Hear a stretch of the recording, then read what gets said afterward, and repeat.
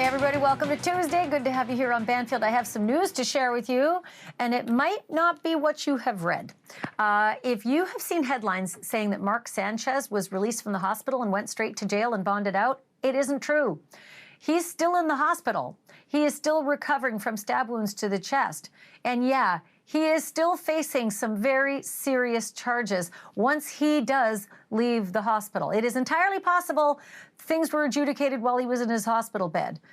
Certainly he was arrested and charged while in a hospital bed. He may have posted bond while in a hospital bed, but he is not out of the hospital. But man, there's some weird stuff happening. Like prosecutors are waiting on toxicology reports. And all I can think is, why does that matter? If someone's drunk and commits a crime, it doesn't matter if they're drunk. If someone's high and commits a crime, it doesn't matter if they're high. So why would it matter if Mark Sanchez had any substances in his system? I'm going to ask a very important person about this. Jose Baez.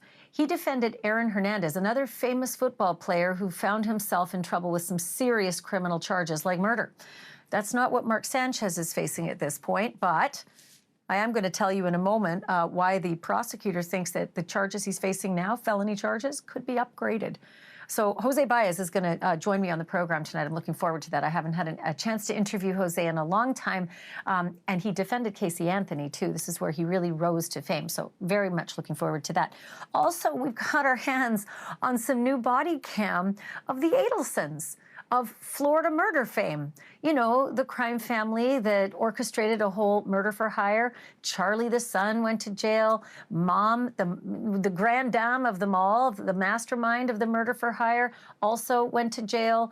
It was her daughter's ex-husband that they had a hit job performed on, right? Murdered. But now we have video of them behind bars and how they are behaving. And if you think that they were entitled before the murder trial, here's Charlie and what he's saying to a guard behind bars post-conviction. Really stupid. Congratulations. Open a hatch. When someone's standing here barefoot, you open a door into their toe? Excuse me? That was really stupid. Bring your lieutenant over. I'll tell him how stupid you are. Ooh, dropping F-bombs at the guards, are ya? Guess he's got nothing to lose. He's in there for life. But you know how Mom also was convicted recently, and she's in for life too? We have videotape of her as well, post-conviction. You're going to see all of that in just a moment. And then, I don't feel so good tonight. And that's why I was off last night, not feeling good. And you know when you're sick in bed, all you do is, like, watch Netflix, right? So stupidly, I did. I binged Netflix all night, and I watched that new Monsters series on Ed Gein, the serial killer who inspired Texas Chainsaw Massacre, Silence of the Lambs, and also Psycho. I don't know why I did that, because now I'm like grossed out and still don't feel well. Apparently, I'm not the only one. A lot of people are saying they're not so fond of this series. But I have bigger questions, and that is, why is it that we don't know more about Ed Gein? If he was the grandpappy of them all, right? If he inspired these three, you know, extraordinarily important horror movies of our time, why don't we know more about him? I'll tell you what, he certainly was the inspiration when you see what he did. Take a look at the trailer. Take your time, sweet boy.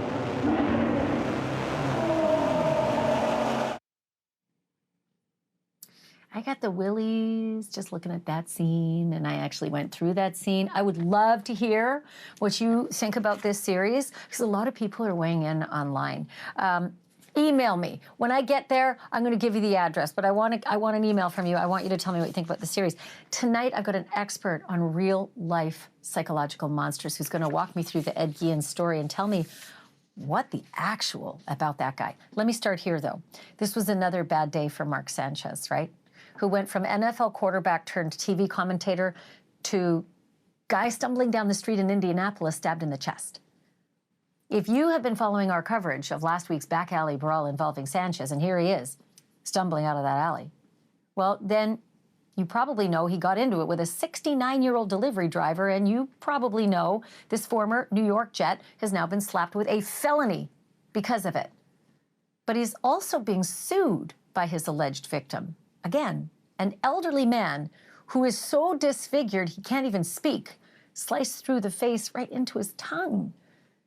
You may have looked right past the mystery because of all the grossness, but the mystery is what on earth possessed Mark Sanchez, a well-known, well-liked, and very well-paid former athlete and Fox Sports analyst, to allegedly go to war over a parking space in a downtown alley at midnight.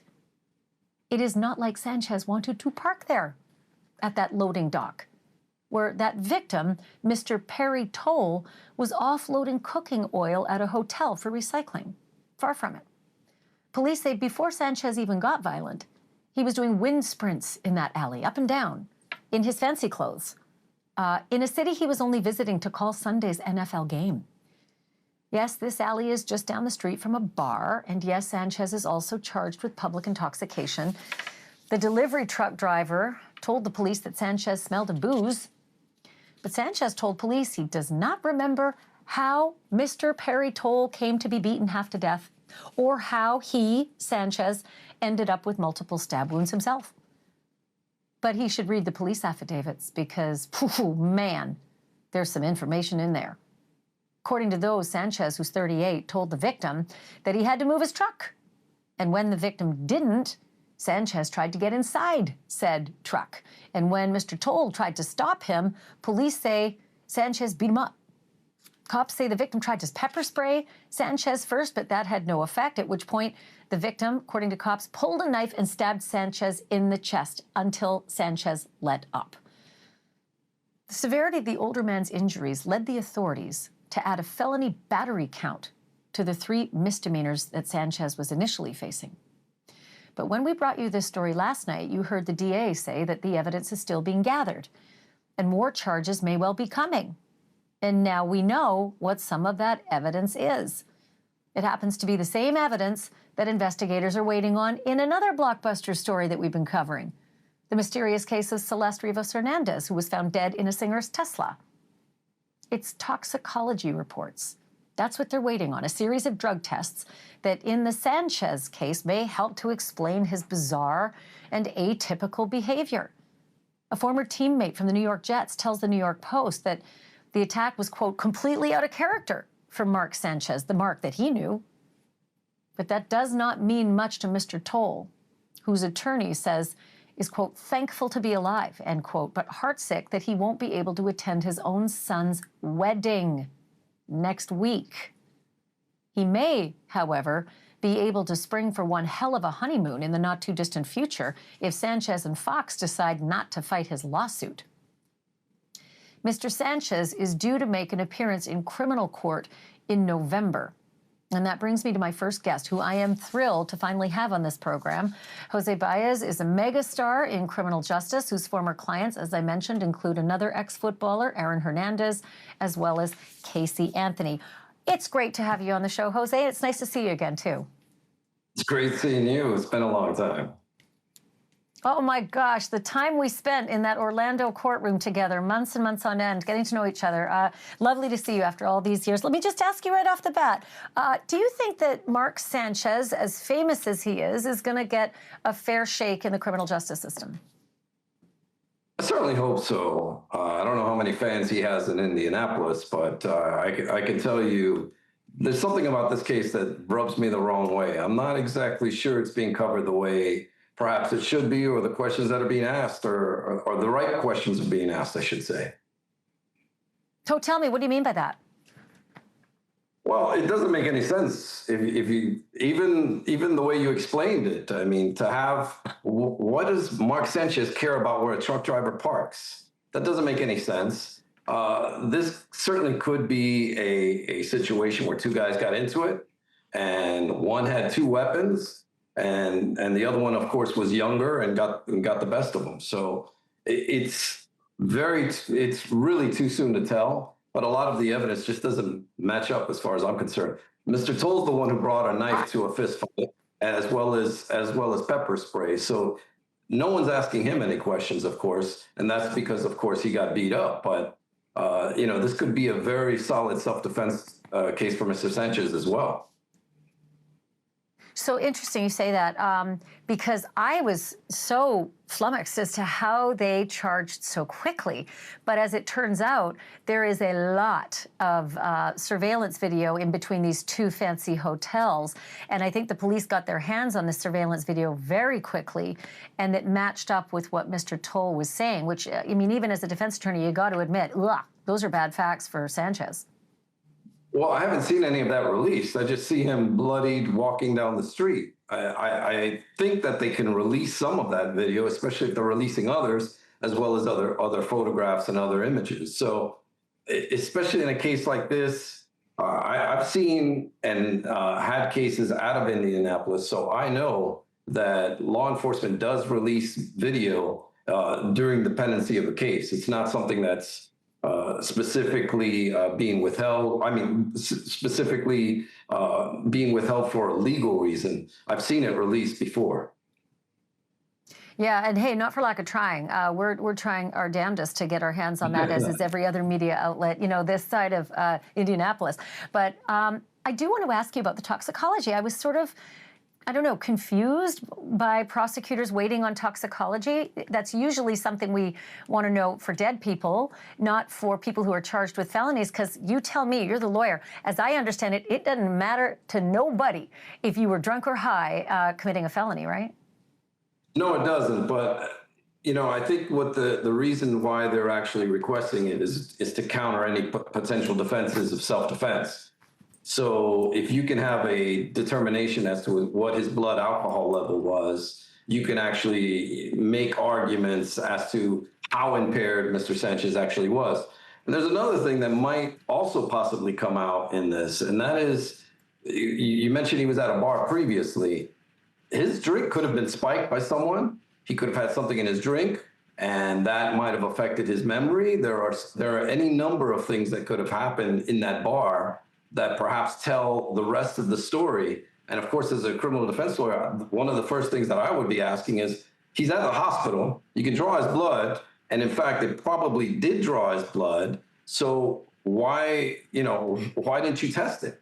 So I think they're doing their due diligence on that end. That's where I was going. That's what I thought, especially if I were a defending person. I would say, well, let's find out what happened before all of this that made him do wind sprints in the alley, dressed in his nice clothes at midnight. It just seems like really erratic behavior. So tell me, going back to that same question, if that is in fact the case, if there's, surveillance video in a bar that shows somebody spiking Mark Sanchez's drink, how does that mitigate the case against him, or does it? Well, if it's a type of drug that would affect him in some way, there can be arguments that can be made depending on the law in that specific jurisdiction. There are mental incapacitation and voluntary intoxication defenses, different things that might come into play that relate to drugs or alcohol, specifically if it's to the extent where a person is completely out of it and doesn't know what they're doing or something to that effect. I don't think we have that in this case because you have a fight, and obviously he was able to fight, and he's able to walk and things like that. But it could also, he's made statements where he doesn't recall or remember. If he in fact was drugged, or if he has an intoxication level that is extremely high, that would tend to bode well for him and support his statements to the police. I think what's going to happen is a prosecutor is going to get up there and say, well, he claims he didn't know what happened, and he's lying. Therefore, he's lying to the police, and the only reason he did that is because of consciousness of guilt. Well, that's not necessarily the case if you're extremely intoxicated or you've been drugged in some way or fashion. So these are things. This could play well for Mr. Sanchez, or it could not. And certainly the way it was tested and all of these things are going to come into play, and the accuracy of the results as well. So the prosecutor in this case, Ryan Mears, was on Elizabeth Vargas's program earlier this evening on NewsNation, and I wanted you to hear what he had to say about the potential for upgrading the charges against Mark Sanchez. Let's roll it. Yeah, so one of the things in the state of Indiana is you can actually upgrade the battery charge from a level 5 felony to a level 3 felony if you have what is known as permanent or protracted loss. And that's one of those situations where you're looking for a healthcare provider, a doctor in particular, to be able to provide that diagnosis and say, what's the long-term impact of these injuries and how is it going to impact the victim? And so those are our conversations that we'll have with the treating physicians, the doctors involved with this in this case, and that'll help us make that ultimate charging decision. So, Jose, the victim in this case, Mr. Toll, was stabbed through the cheek. This is so gross, and I'm sorry to say it. It's important, though, with regard to what Mr. Mears just said. He was stabbed through the cheek, and his tongue was even cut. Do you think that rises to the level of the kind of long-term injuries that might actually warrant upgraded charges in this case? It could, and there's certainly no preclusion for the prosecutor to argue that. But I can tell you what the prosecutor is doing in this case is extremely inappropriate. This is a person who has been entrusted with a position of public trust to be going out and giving interviews, appearing on TV shows and different things like that is highly inappropriate. I know you know that firsthand, how many times you would love to talk to a prosecutor, but they just simply can't. And the reason for that is you don't want to ever give off the impression that you're seeking the spotlight or that you're prosecuting someone so that way you can go in front of the spotlight, because that's simply the argument right here and right now is what are you doing going on TV and giving interviews when in fact you should keep your head down and you should be focusing on your job and what the people elected you to do, which is do your job as a prosecutor, not going around giving interviews on a specific case that you're involved in. I think that's incredibly inappropriate. And then to be going out and giving facts, all of this goes on top of that goes counter to Mr. Sanchez's right to a fair trial and an impartial jury pool. All of these things are highly inappropriate for a prosecutor to be doing. And there's no reason or excuse for him to be doing that. I always think they're damned if they do and they're damned if they don't when it's a high-profile trial, because people just, take the battering ram to them for not talking. Jose Baez, I sure hope this is the first of many more appearances on the Banfield program now that you came through unscathed and you did such a great job. I sure appreciate this. Thank you. Likewise, likewise. It's great seeing you again, and I wish you all the best. Well, thank you, and I do hope we see you again soon. And we are going to continue to cover this story because I said earlier, there's all this misreporting that Mark Sanchez apparently left the hospital, went to jail, and bonded out. Not true, folks. We got confirmation tonight from the family spokesperson from Mark Sanchez. He is still in the hospital. So, to be determined what happens next in the case, and we will talk to Jose again. Still to come tonight.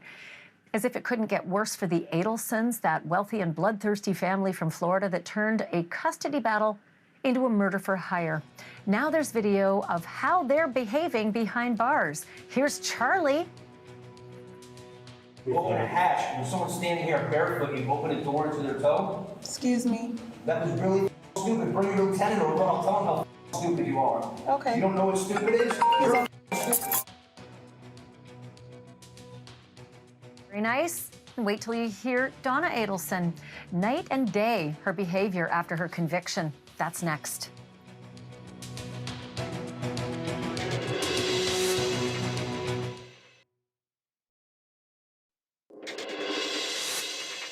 It is not a crime to be a jerk, but a smart lawyer will advise their clients not to be one, at least while they're standing trial for, let's say, murder.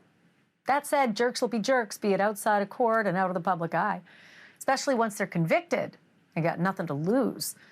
Am I right, Donna Adelson? Charlie Adelson? I think I'm right here. You probably remember Charlie as the former Ferrari-driving Miami dentist who helped arrange the murder of his ex-brother-in-law in 2014. That's his mom there beside him, Donna, family matriarch convicted just last month of masterminding that whole scheme and murder. When Charlie was flown from his prison in South Dakota back to Tallahassee to testify at his mom's trial, he was not apparently on his best behavior. Surprise. Though he actually never was called to the stand, he did make an impression on the guards at the Leon County Jail, one of whom supposedly injured Charlie's big toe. In this newly released body cam video, you're going to see a corrections officer unlock and push open the door to Charlie's cell, and that is all it took to make Charlie go off. Really stupid. Really stupid. Sorry. Really stupid. You open the hatch every time. Someone's standing here barefoot and you slam the door into their toe. Can you 56 Foxtrot too? Really stupid. Congratulations. You open a hatch and someone's standing here barefoot and you open a door into their toe. Excuse me. That was really stupid. Bring your lieutenant over. I'll tell him how stupid you are. Okay. You don't know what stupid is? You're stupid. He's on the way, sir. Give me my medicine and open the hatch like a normal person. There's someone with a brain. We're gonna wait until see here for. Please open the hatch like a normal person. I don't mind. Waiting at all. The rant about his toe resumes moments later when a lieutenant arrives, though you might notice a slight change in his tone.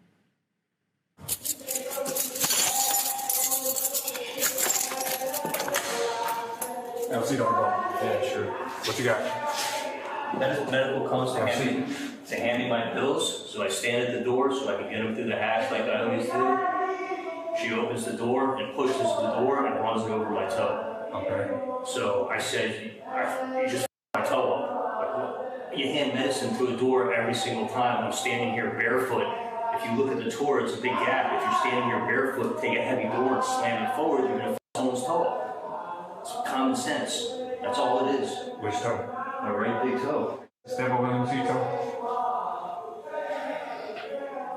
I mean, I don't think it's broken. I just think it's it's fine. I just like my medicine and be left alone. But next time they should use the hatch in the door they use every single time. It's common sense. If someone's standing here barefoot in front of the door, you don't issue us shoes. I'm standing barefoot. If you stand there barefoot and I slam the door open, it's going to go over your toe. Okay, so come with me. We're gonna take you down to his toes. Get you look at it now. They got an X-ray there, or No. what are they going to do with your toe? We're gonna try now. Look at it. All right. Ay, ay, ay. Okay, now here's Donna Adelson. The day before the jury came back, she is confident and composed and even making jokes. Oh, I think I'm completed my day today. I'm with you. I'm gonna go too. You can both go.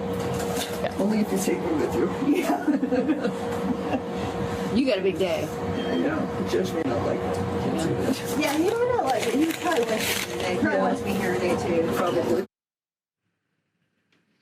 But here is Donna Adelson the next day, right after being convicted of murder.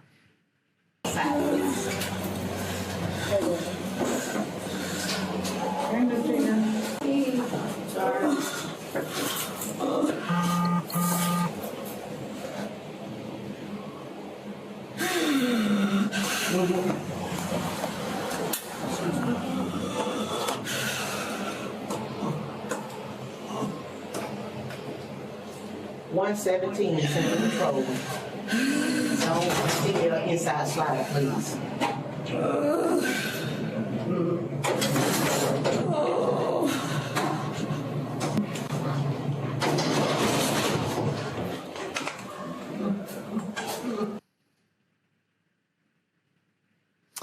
Those clips were obtained by the podcast Untold True Crime Files. Our great thanks to them. Both mother and son are now each serving life sentences without the possibility of parole. And Charlie's ex-girlfriend and one of the two hitmen that the girlfriend hired, they're also in prison for life. And the other hitman who flipped is serving 19 years.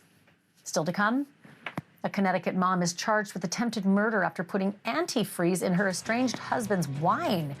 But did she have help doing it? How prosecutors say she tricked a courtroom full of people, including a judge, into being her accomplices. That's next.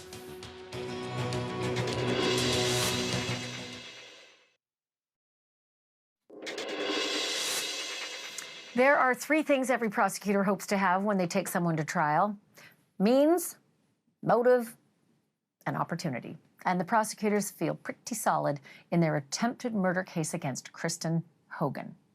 Ms. Hogan is a Connecticut mom in the midst of a bitter custody battle with her estranged husband, and prosecutors say she spiked some wine and iced tea in his fridge with monoethylene glycol. That's the main stuff found in Antifreeze. Prosecutors say her online history proves that she had the means or the ability to commit the crime, searching for things like potassium cyanide and monoethylene glycol. Not to mention asking the question, how much of these substances would kill you? But even more troubling, maybe, the bottle of monoethylene glycol that police say she bought in July, a month before her husband was poisoned. As for the motive, the husband told the police that if he were dead, she would get the house and the kid. And that brings me to opportunity. According to prosecutors, she used the U.S. court system to create the opportunity to spike her husband's drinks. And by that, I mean Hogan scheduled a custody hearing for August 7th. But she was a no-show. The husband says while he and the lawyers and the judge were all there waiting in the courtroom for her to arrive, he got an alert showing his wife's cell phone had connected to his Wi-Fi at his home. He later told the police that the alert meant that she was the last person to be in the house prior to him coming home and drinking the wine. He says he drank a small amount August 10th and vomited into the next day. His mom found him slurring his words and staggering and vomiting. He was rushed to the hospital where doctors first thought he was having a stroke before discovering it was antifreeze. It was so bad he was placed on dialysis for renal failure. And when he first heard about the poisoned wine part, he immediately told police he thought his wife had done it August 7th when she was a no-show for that court date. She denied doing it at first, but then later admitted to putting a small amount of the poison into his drink. She said she never wanted to kill him, just make him sick as payback for him mentally abusing her.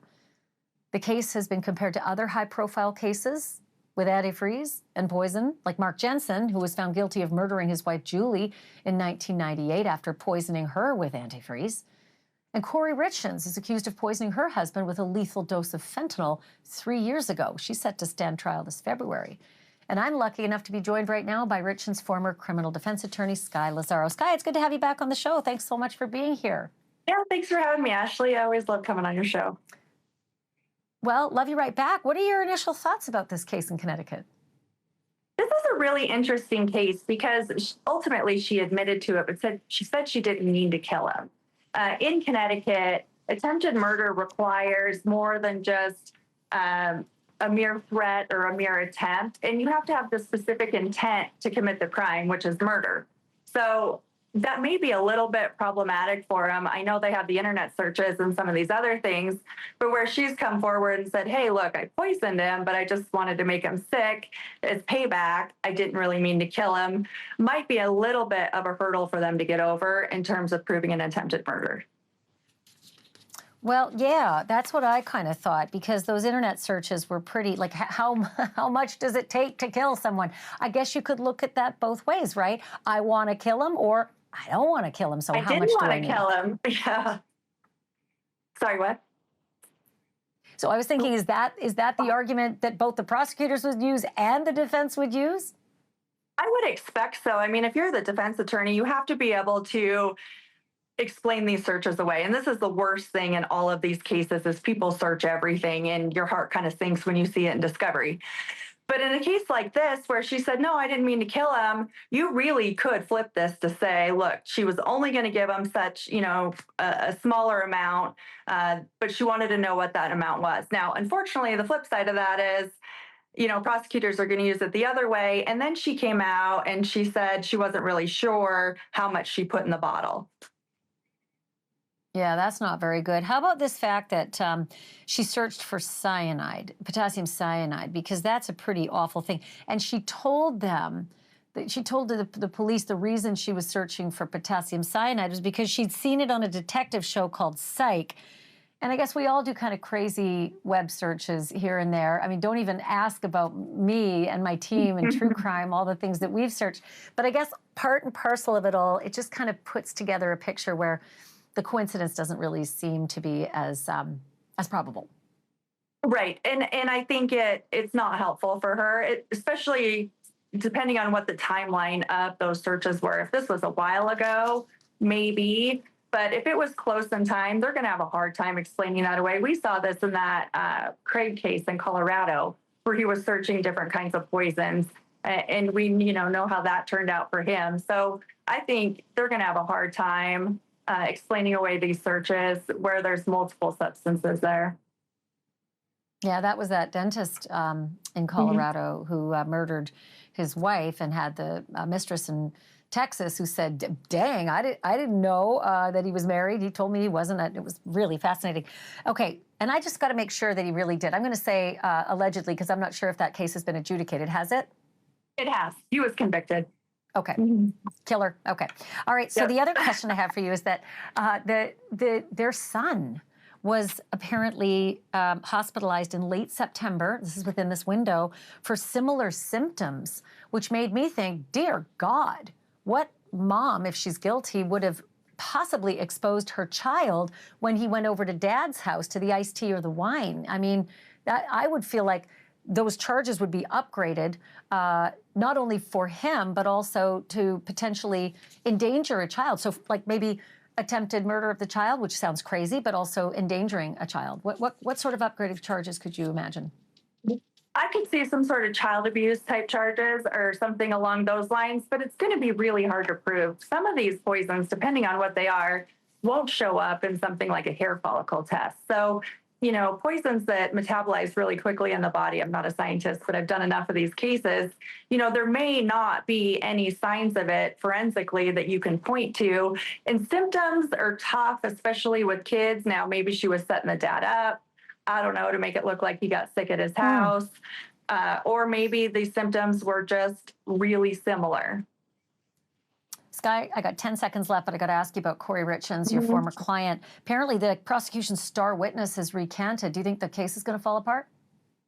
I think it's really problematic, especially when they sat on this since I believe it was April. I mean, we saw in an affidavit that was filed in the court where the witness recanted, said when he told him it was fentanyl, it was because he was high and they kept asking him about it.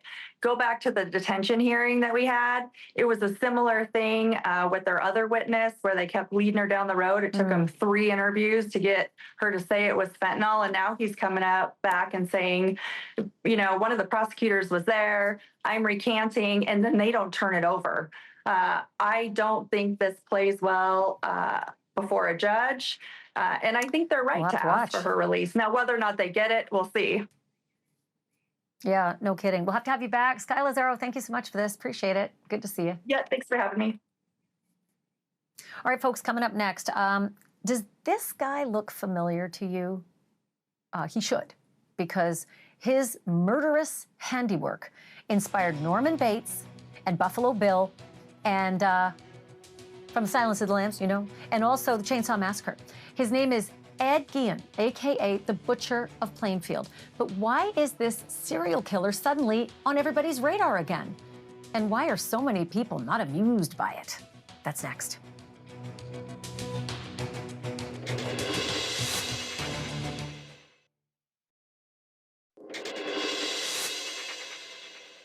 As serial killers go, Ed Gein just barely qualifies. And in his day, he actually didn't. The standard for a serial killer back then was 3 or more victims. But today, the FBI says 2 victims. And Gein admitted to killing 2 women in 1950s Wisconsin on a remote farm where he lived most of his life. But that relatively small-time murderer inspired at least 3 of the biggest and best-loved horror films of the 20th century. And now he's the title character in season 3 of the Netflix series Monster.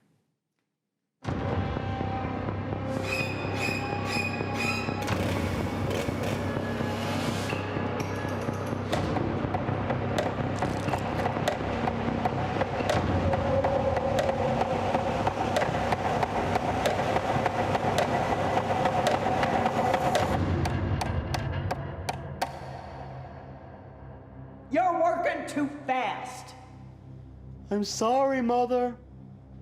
Just go slow and steady. Take your time, sweet boy.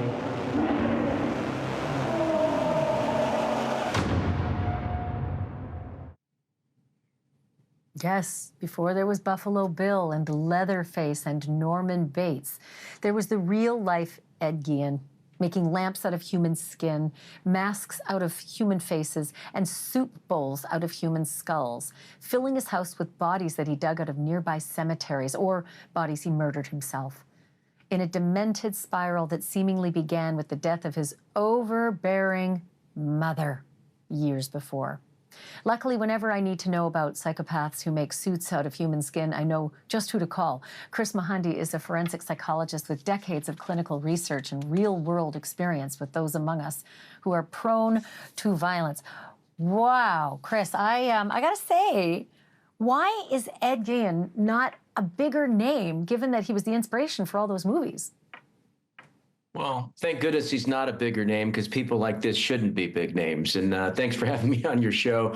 I think that the issue, is that he was one of the first that was recognized as people were starting to study this. Obviously, there were serial killers before this, but in terms of the first wave, if you will, of those that were studied, particularly by the FBI's profiling unit, people like John Douglas.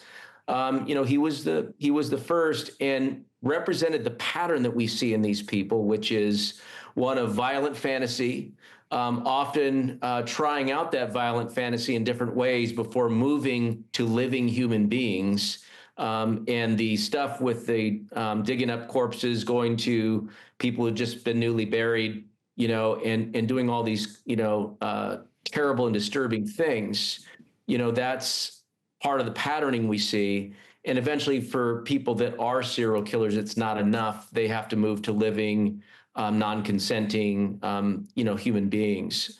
So, he was a precursor to, what we're seeing, we started seeing in the 60s, especially the 70s, and unfortunately now into the present. Yeah, I mean, the Dahmers and the Gacy's, they're infamous, but this guy kind of slips under the radar. And I got to ask you, I don't even know what label to put on this guy or if it's possible. He robbed graves, he collected body parts, he murdered, he had freakish sexual fetishes. I mean, is this sort of the white whale for people in your world to study because he's just so complex? Oh, I don't know that he's that complex. I think he's a classic serial killer who has a variety of perversions and paraphilias, which are disturbing, fixations on acting out against a non-consensual partner. So this patterning is disturbing, but it is pretty straightforward. It's a lot of violent fantasy in an individual who lives in his violent fantasy life, who creates all these things that were in his house to, relive those fantasies, have himself surrounded by what's stimulating to him, and then eventually kind of morphs into what he really wants to do, which is take lives. So, complexity, they said he was schizophrenic. Maybe he was, but they didn't really have the nomenclature, the descriptions to fit, people that were violent fantasy-based killers back then. He was found insane. Not sure that would be the case these days. He was predatory. He was acting on violent fantasy. And these days, maybe he had that kind of serious mental illness, but more likely, like you said earlier, psychopathic, with these urges, these cravings that he, gave into, these violent fantasies. I'll tell you what, he would not get not guilty by reason of insanity today based on the fact that he hid so much of his handiwork. And that usually connotes that you know right from wrong. Chris Mahandi, I could talk to you forever. Will you come back and talk to me again? Because I know that a lot of people aren't liking this series as much, and I want to dig into that in another segment. Thanks so much for being here. All right, coming up next, an elderly woman is safe. A missing persons case is closed, and it's all because of a hero named Eeyore. That's him. That's Eeyore. Wait till you see him in action. He is the opposite of a slowpoke donkey. Eeyore, next.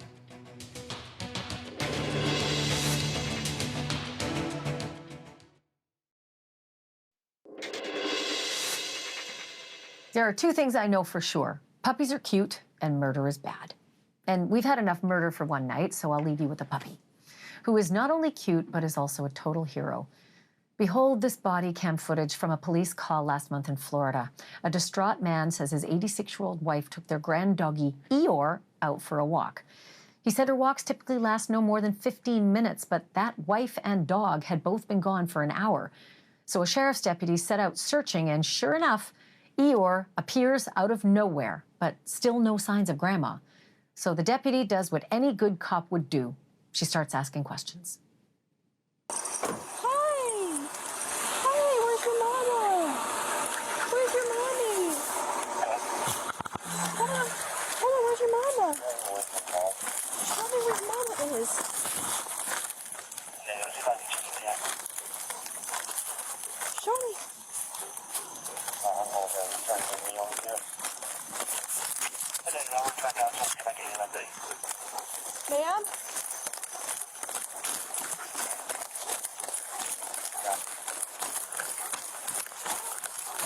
got you, ma'am. 322, I've located her. Where were you when he found you? I was in front of that house right there. And then the dog ran up to me. I was right out here. And the dog brought you? He wouldn't leave. He kept coming back to me. He ran up to my car and I said, bring me to your mommy, and he ran back here. He come up to your car? Good boy. Sweetheart. Good boy. Very good boy. I'm not even his owner. I'm his grandmother. Oh, you're such a good boy. You're so good. You're so good. Oh, you're a good boy. Grandma loves you. Everybody loves you, Eeyore. I'm not crying, you're crying. And if you're not crying, y'all need to get a puppy. That is it for tonight. Thank you so much for being here. Always, I say, please check out my podcast, Drop Dead Serious. And also check out Cuomo, because he's next.